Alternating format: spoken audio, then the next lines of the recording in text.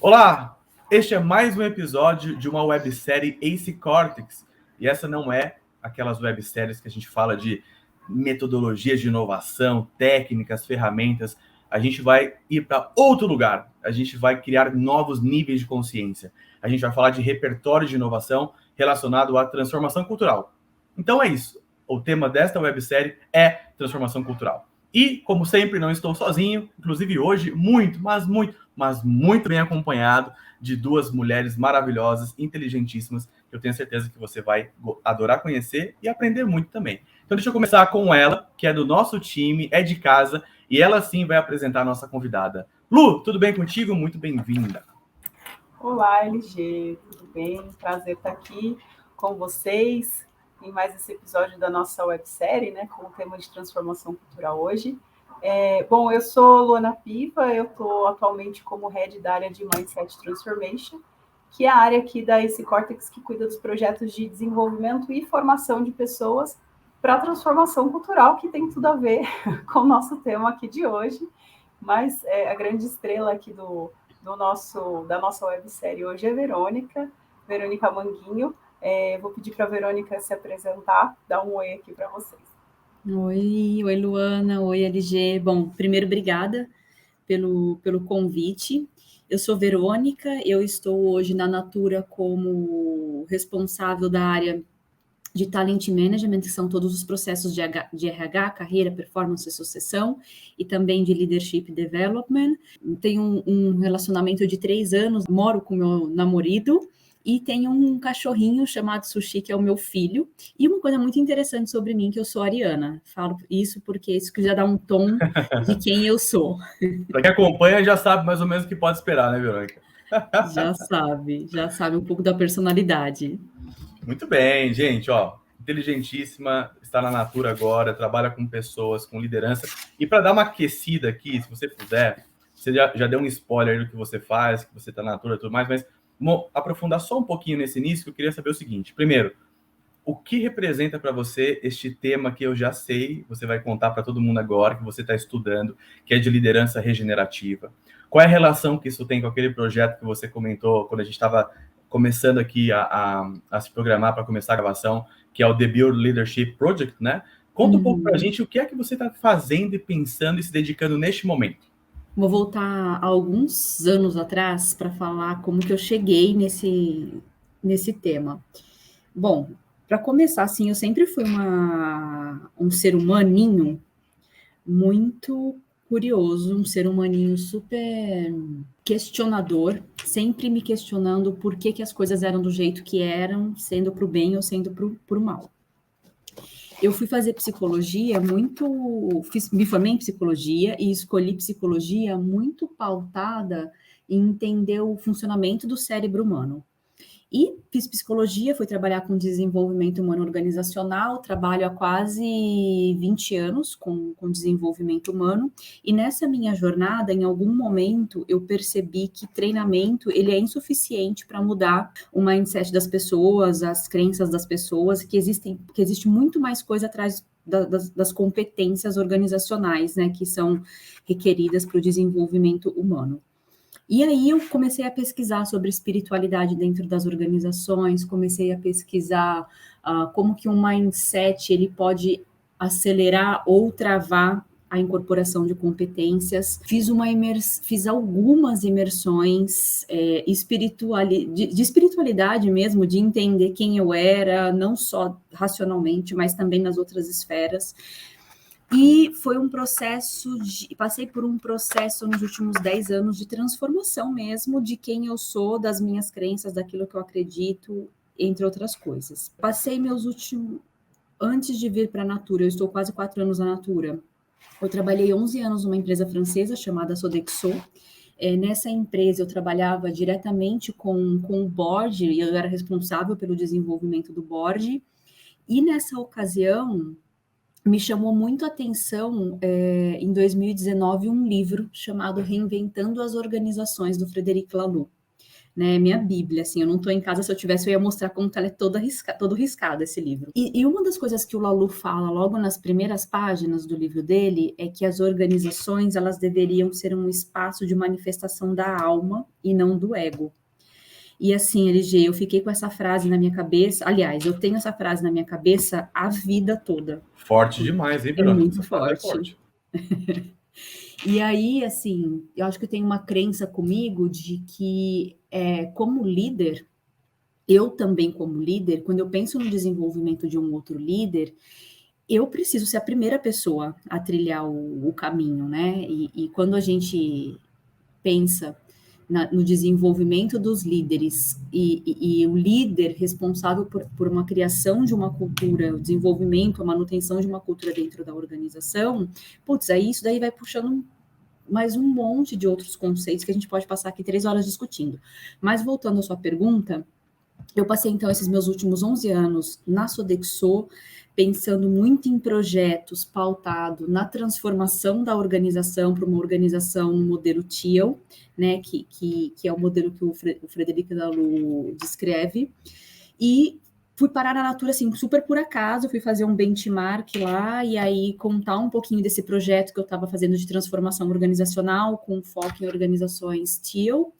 E aí me convidaram para ir para a Natura, eu resisti um pouco, porque eu estava num projeto super bacana, acabei aceitando o convite para ir para a Natura, e quando eu cheguei na Natura, a primeira coisa que eu fiz foi hackear a organização. Então, deixa eu entender que organização é essa, qual que é a essência dessa organização, quais são os objetivos futuros, e como que a minha área, né, de Talent Management e liderança pode contribuir com a estratégia da empresa.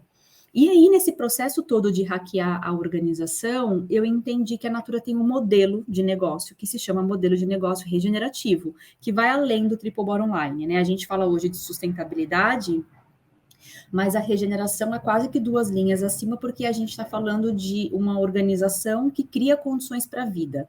Então, quando a gente extrai alguma matéria-prima do planeta, a gente precisa repor essa matéria-prima. A gente precisa restaurar aquele sistema onde a gente está tirando algum insumo. E aí eu fiquei me perguntando, eu acho que isso tem a ver com Frederic Laloux, com o TEAL.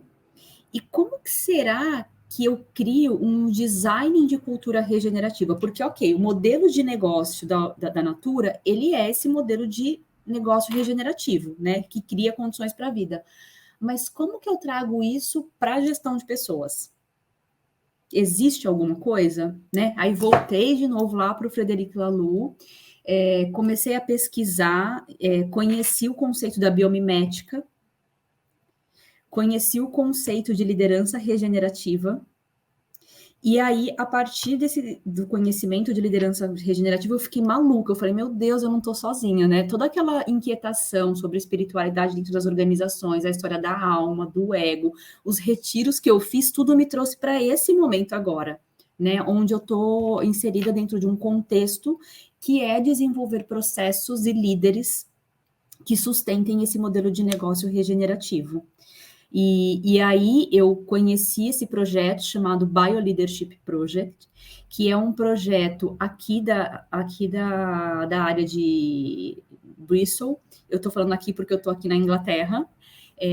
E é um projeto que eu participei durante 8 meses, onde a gente faz uma super imersão de questionar todas as narrativas existentes no mundo, assim, em relação a quem eu sou, o que é sucesso, qual que é o meu papel no planeta. Então, foi uma jornada super intensa, imersiva, onde a parte principal, o centro de todo esse projeto, do BioLeadership Project, é o resgate da natureza humana, como que eu me sinto e como que eu me entendo natureza.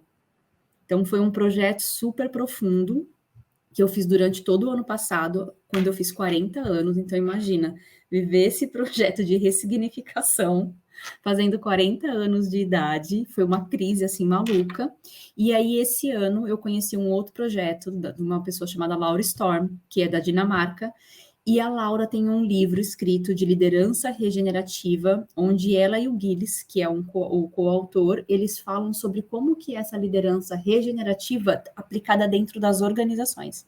Então, eu fiz um ano olhando para mim, todas as minhas questões internas, e depois fiz essa jornada, estou fazendo essa jornada, porque é uma jornada de um ano, de liderança regenerativa dentro das organizações, e aí trazendo esse tema também, juntando esse tema, todos esses conceitos para absolutamente tudo que eu tenho feito hoje na Natura &Co.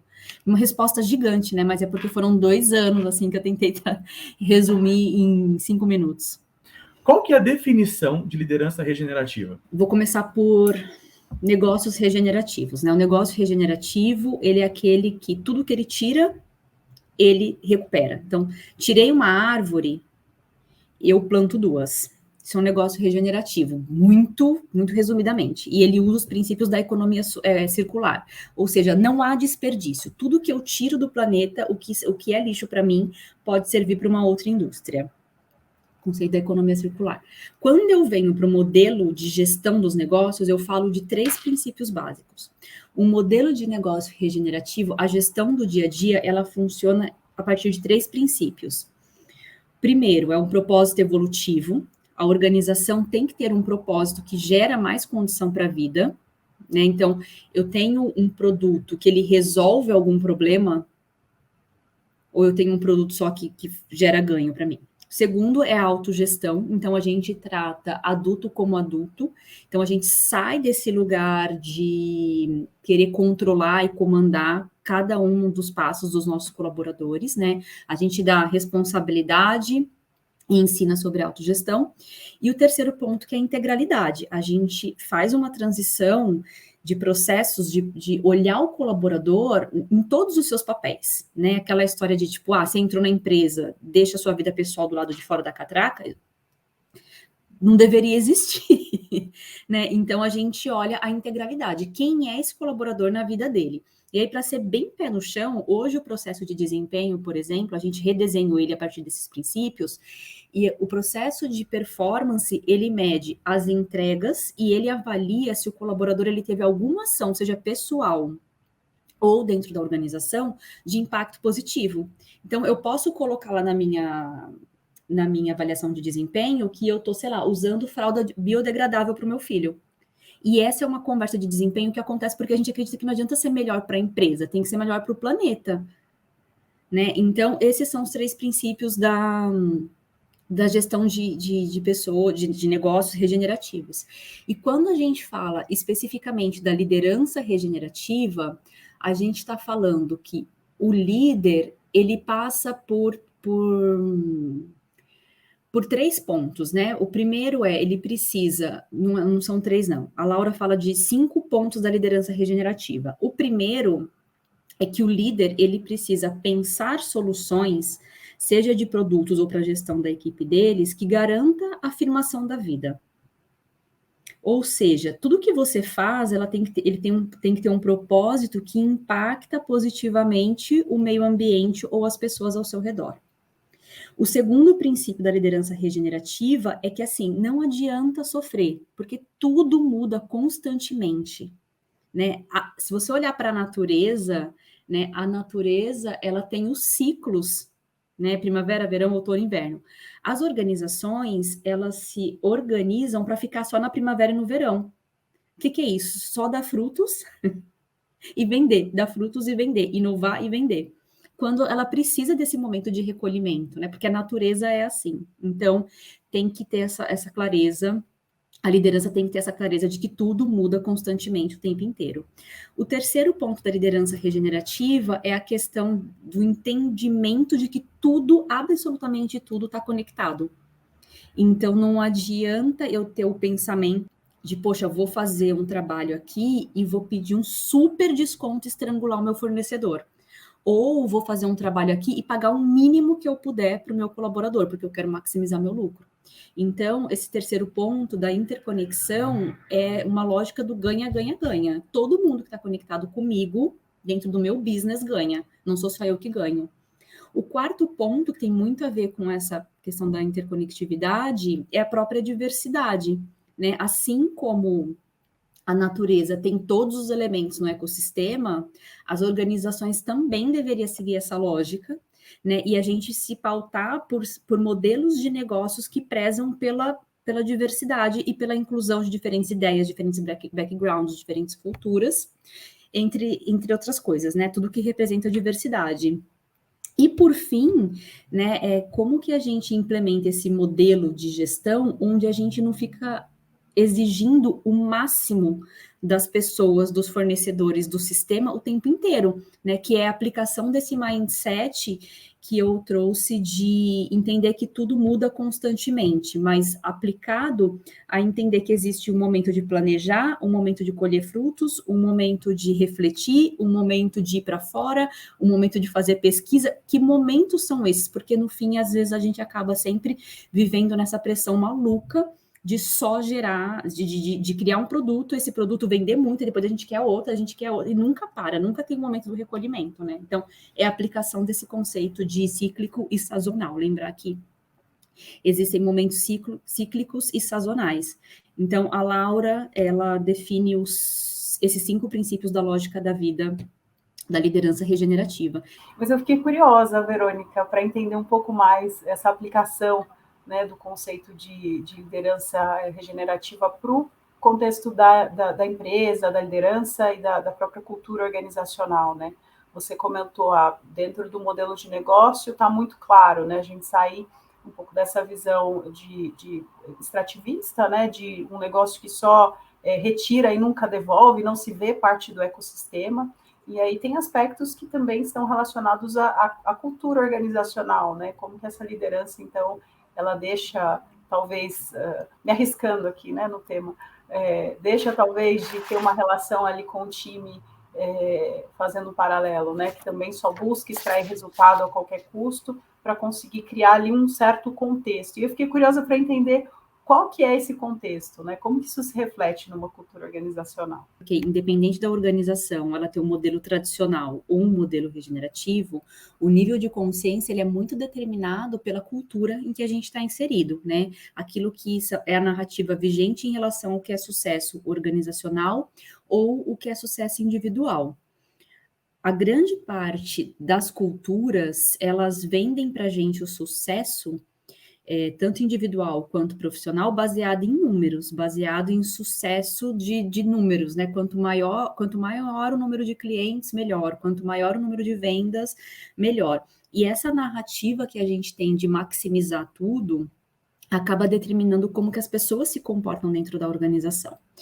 Quando a gente pensa que a gente tem a maior parte dos nossos colaboradores e gestores apegados a essa narrativa, sem questionar se essa narrativa é o que realmente faz sentido para elas, a gente está falando de pessoas que vivem praticamente assim, no automático. Então, alguém me falou que ter sucesso é ser um diretor, um VP de alguma coisa, e eu vou trabalhar e eu vou fazer parte desse contexto que é maximizar. E as pessoas correm atrás disso. E quando a gente pensa num contexto de organização que quer mudar essa lógica da maximização para uma lógica de regeneração, a gente fala de um princípio que não é necessariamente a organização quem vai escolher, é muito uma escolha do indivíduo começar a questionar, né, todas essas narrativas, entender com o que ele está identificado e escolher se ele quer abrir espaço para deixar ir essas identificações. Né? Então, assim, é muito difícil você viver num mundo onde existem padrões ou normativas que te levam para um lado e você começa a questionar isso e se vê não querendo mais fazer parte disso. Né? Vou te dar um exemplo muito pessoal. Quando eu estava nessa jornada, quando eu comecei a jornada do BioLeadership, né, que era essa imersão individual, num determinado momento eu tive aula com um dos responsáveis do governo da Holanda, que está implementando aquele modelo do Dunnett Economy. E aí o cara trouxe assim, um slide para a gente, mostrando como que funciona o sistema econômico mundial. E aí, assim, gente, de 20 caixinhas que ele colocou ali, eu conhecia uma. Para começar, assim, eu não sabia não tinha visão do que acontece com o dinheiro no mundo. E aí ele falou, o dinheiro de cada indivíduo, de cada trabalhador, sustenta essa máquina aqui. Onde está o seu dinheiro? E aí eu fiquei apavorada, porque eu tinha acabado de vender o apartamento, eu tinha colocado dinheiro no banco, eu falei, meu Deus, vamos lá.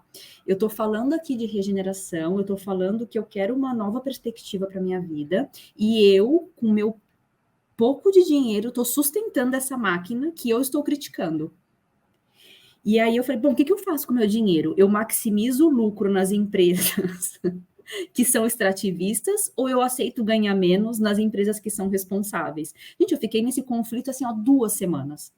Porque você viver esse paradigma de começar a expandir a sua visão para um novo mundo, mas fazer parte do velho, é enlouquecedor, assim, né? Então, o que a gente faz hoje dentro da organização é abrir esses espaços para conversa, é criar comunidades para falar, olha, outra forma de mundo está surgindo, outra lógica de negócios, de gestão, de relações está emergindo, e a escolha é sua. Você não vai ser reconhecido se você for um líder regenerativo, ou vai ser desligado se você for um cara que pensa só em aumentar os seus ganhos pessoais. Mas assim, você tem uma escolha, a gente está te mostrando que existem outras formas de fazer gestão, de se relacionar, de pensar business, etc, etc. E é isso que a gente tem feito, assim, trazer as pessoas para essa lógica de... A gente fala na Natura do modelo de liderança, que no nosso DNA da liderança é o eu comigo, eu com o outro, eu com o mundo.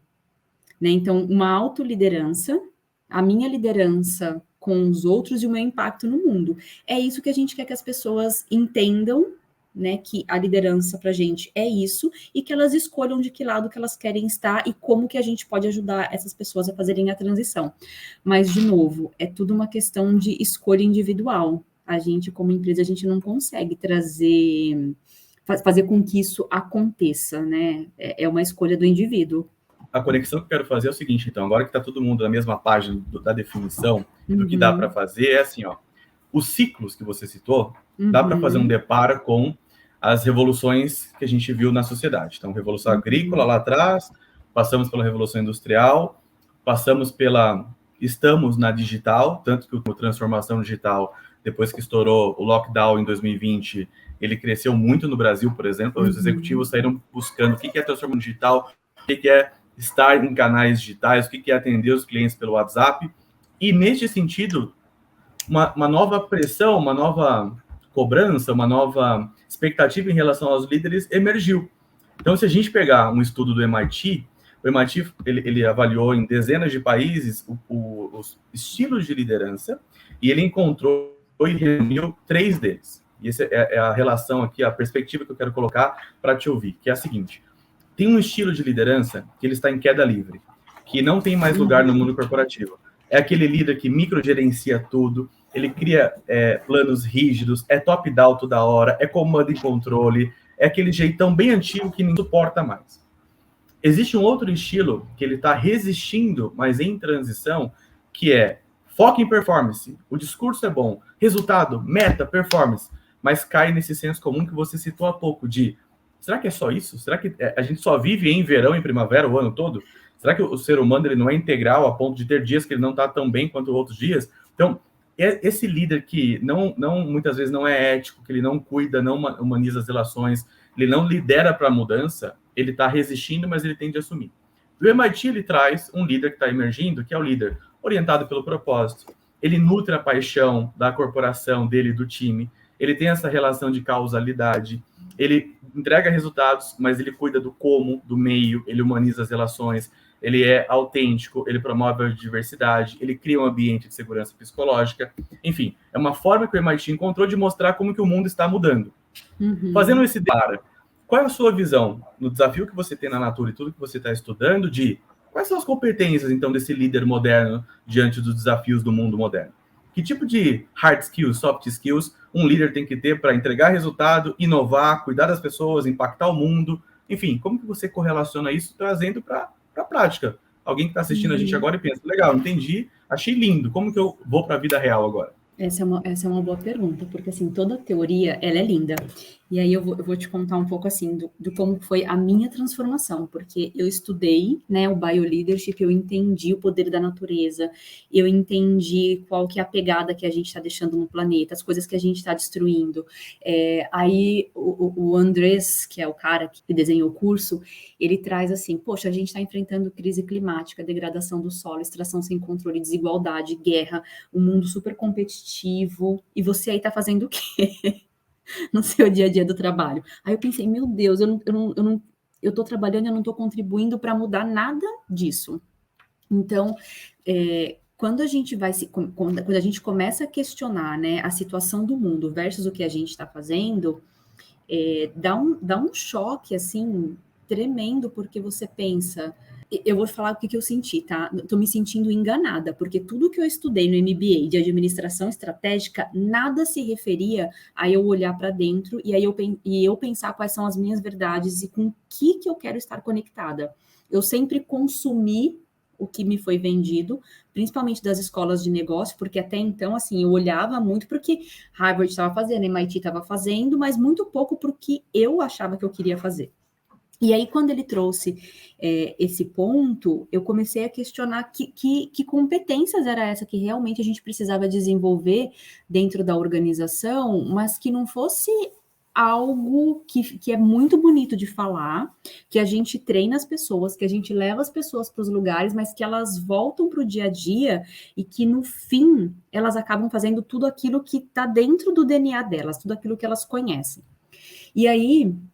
acho que dentro dessa lógica que você trouxe, né, o que é requerido desses novos líderes, a primeira coisa é isso, assim, olha para dentro, olha o que faz sentido para você, olha a sua verdade, né, e fazer parte de um ambiente que quer mudar, requer com que você mude, com que você, o tempo inteiro, faça novos acordos em relação àquilo que você quer que seja diferente. Então, como que é estar num ambiente onde tem espaço para falhar, tem espaço para aprender, onde você precisa ouvir as pessoas, onde você precisa entender essa interdependência que existe entre todos e todos, como que você libera o seu poder para dar poder para outra pessoa, né? A gente fala de autogestão, mas se o líder não solta o poder, o colaborador não tem como assumir nada.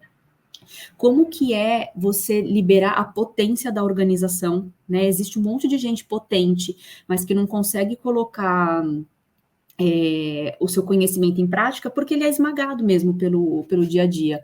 Então, assim, para mim, se eu falar para você, o que faz muito sentido para mim é trabalhar a partir desse lugar de desenvolver a minha autonomia, entender qual é a minha potência e não ficar presa no meu gap, porque os modelos de gestão organizacional, ele te dá feedback sempre baseado no seu gap. Mas como que você trabalha sabendo que você tem 8.000 pessoas? Por que eu estou falando de gap? Por que eu não posso falar da potência de 8.000 pessoas e o meu gap ele ser suprido por uma outra pessoa? Por que eu sou a pessoa que eu tenho que ter todas as competências? Né? Como que a gente faz uma gestão de competência por times e não por indivíduos? Eu acho que esse sistema que a gente criou de fazer com que todas as pessoas elas gabaritem nas competências que são mais cool do momento, isso é muito perverso.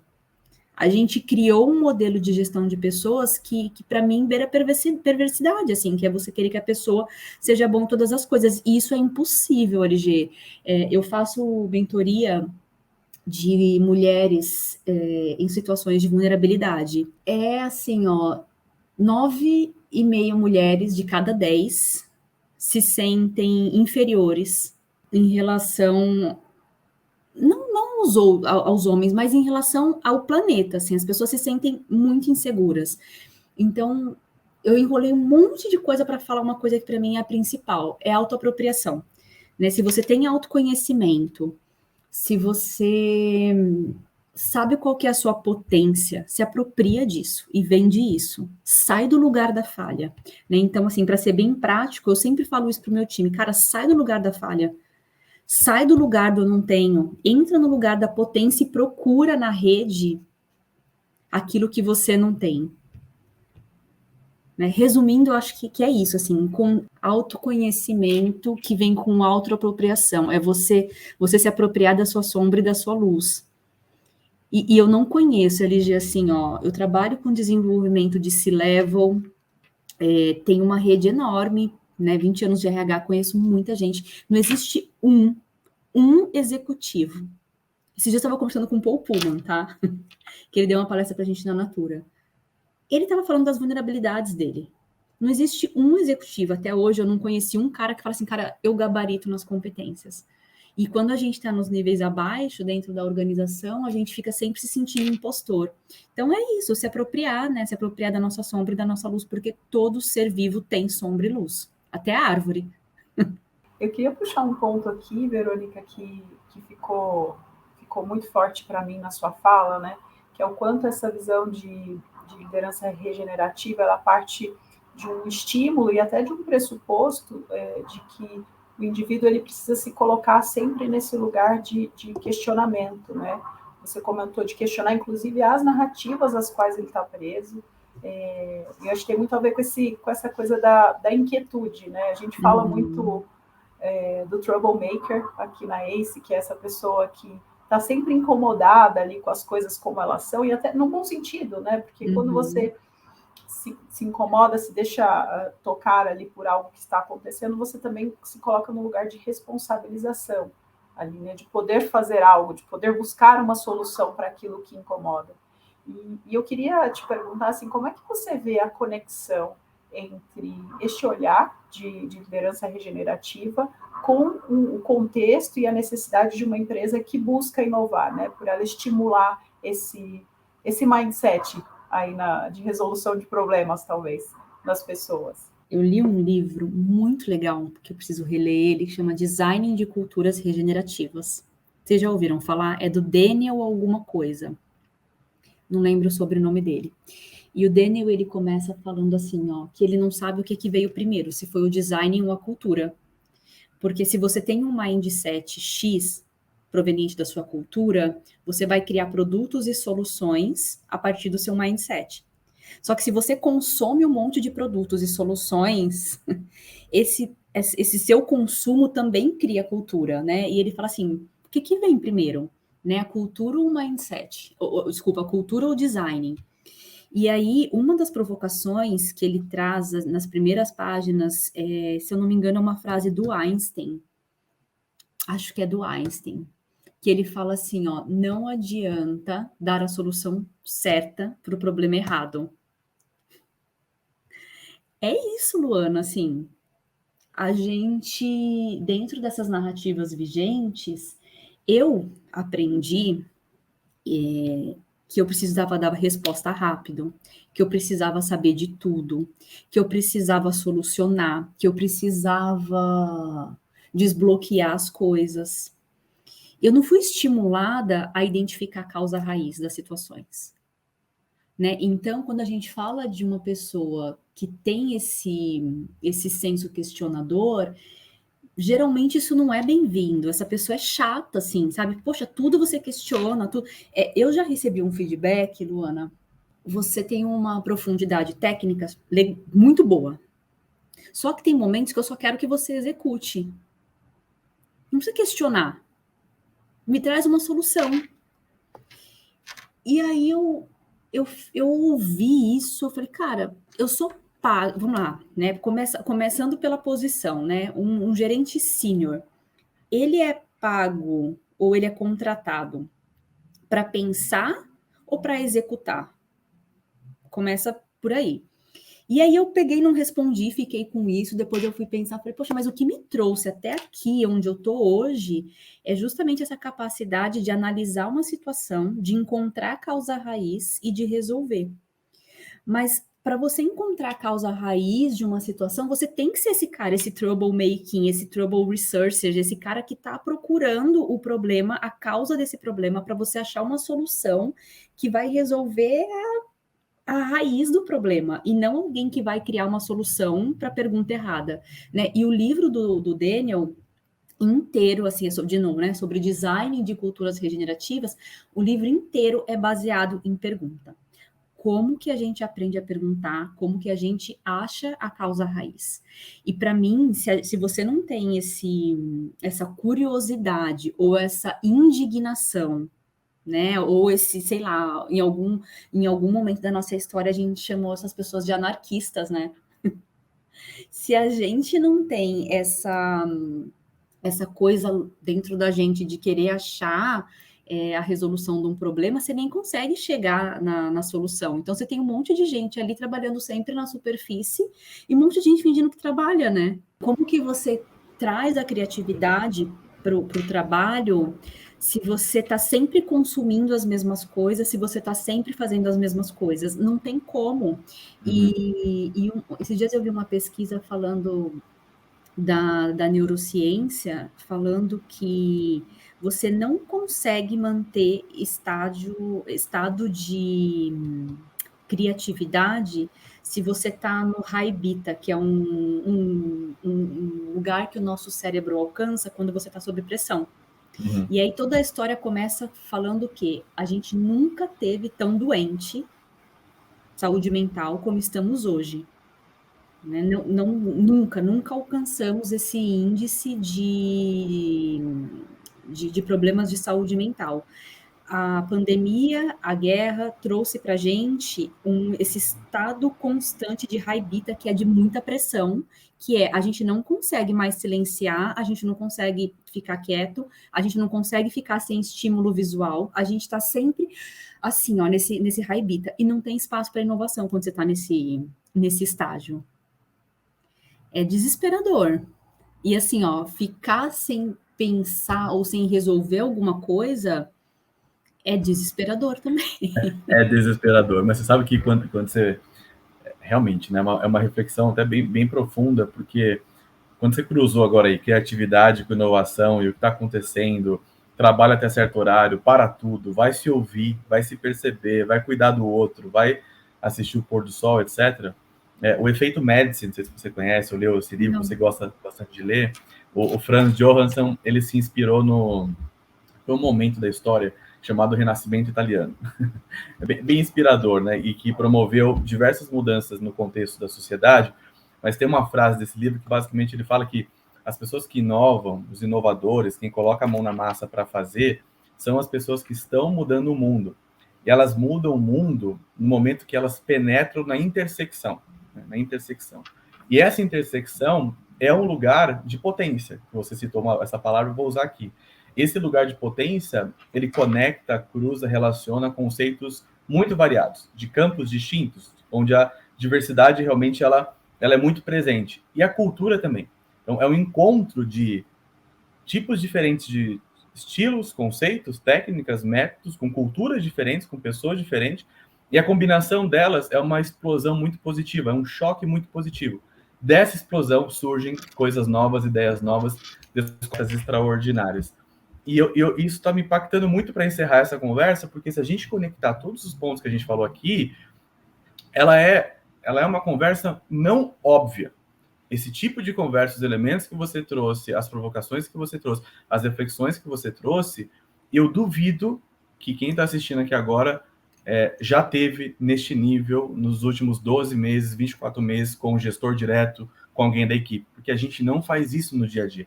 A gente está tão focado em entregar, em fazer, em bater as metas, que pensar o mundo, as relações de causa e efeito, ação, reação, eu comigo mesmo, eu com o outro, eu com o mundo, como que eu crio, quando a gente fala de inovação, aqui a gente está falando de Innovation Academy, uma academia de inovação do CEO ao estagiário, aos trainees.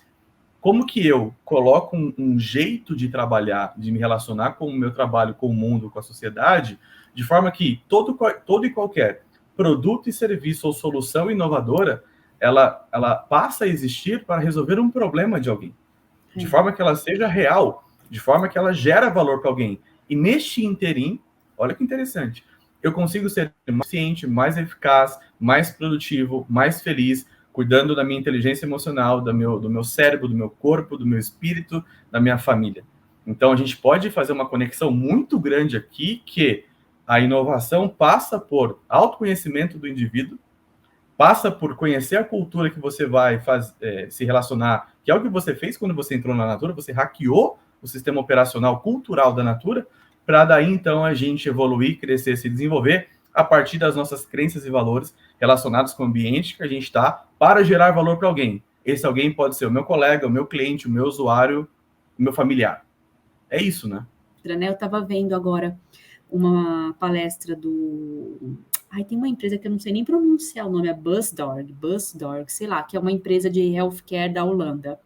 E eles têm um modelo super legal de organizações que trabalham a questão da autonomia, eles não têm RH, eles não têm marketing, é muito legal. E aí ele estava falando que o objetivo da empresa deles é que os pacientes tenham autonomia, né? Os velhinhos tenham a autonomia de se mover, de se cuidar, etc e tal. E é isso, assim, ó, como que a gente cria soluções onde a gente faz as pessoas se encontrarem com a sua inteireza, se reconhecerem natureza, porque é muito louco a gente pensar a natureza, né, LG, como a árvore, um animal, mas a gente não se vê natureza, a gente é natureza. Então é muito simples, e a gente complica demais, assim, é conflitante. Acho que essa relação de pensar no simples, qual problema eu resolvo, para quem, qual o valor que eu gero, e a relação também de interdependência. Nós a gente codependemos mutuamente num sistema que é um organismo vivo e que a gente está mais em rede do que nunca com a internet, com o mundo físico, online e tudo mais. Muito bem, Luana, eu adorei esse papo, a gente vai ter que acabar aqui agora, mas queria te agradecer e saber o que você achou. Eu só quero marcar um café com a Verô aqui para a gente continuar esse papo LG, que eu acho que foi maravilhoso, acho que muito provocativo, acho que me deixou aqui num lugar de muita reflexão. E espero que tenha deixado todo mundo aí que tá assistindo a gente também. Quero super te agradecer, Verô. Obrigada por dividir aqui toda a tua jornada, né? Tudo que você veio aí, todas as suas reflexões nesse caminho com a gente. Foi incrível, super obrigada. Ai, gente, eu que agradeço, assim, para mim foi um presente depois desses 2 anos aqui presa na mente, vim para cá fazer essa parte prática de imersão na natureza e ter a possibilidade de recapitular tudo que eu estudei para poder conversar com vocês e me perceber, sabe, no sentido de, poxa, eu tenho tanta coisa ainda para rever, tanta coisa ainda para aprender, tanta gente para conhecer, tanto projeto legal para empreender. Então, assim, eu agradeço muito por vocês terem me dado essa oportunidade de eu rever o meu caminho nesses últimos 2 anos para poder contar e dividir um pouco disso com vocês. Então, agradeço de coração e espero que, enfim, fico à disposição para quem quiser conversar mais sobre isso. Adoro conversar sobre essas coisas, abrir espaço na minha agenda para esse tipo de conversa e vou adorar tomar um café, um gin. Um vinho, mas olha, eu tomei tanto café aqui que eu tô mais para um gin, Luana. Vamos marcar um gin, então. Muito bom. Bom, obrigado, Verônica. Então, sensacional. Para mim, essa conversa, ela foi uma conversa não óbvia, uma conversa de expandir o nível de consciência e uma conversa de atualização também. Importante parar. Para mim, foi um privilégio estar aqui nesse momento, uma pausa na agenda de 10, 12 reuniões por dia para te ouvir, para aprender, para discutir. A Luana trouxe um ponto, me deu um insight, você respondeu, me fui para outro lugar. Então, foi uma conversa diferente que tenho certeza absoluta que quem acompanhou aqui até agora gostou e aprendeu também. Então, muito obrigado. Para você que ficou aqui, valeu! Este foi mais um episódio da nossa websérie sobre transformação cultural. Até a próxima.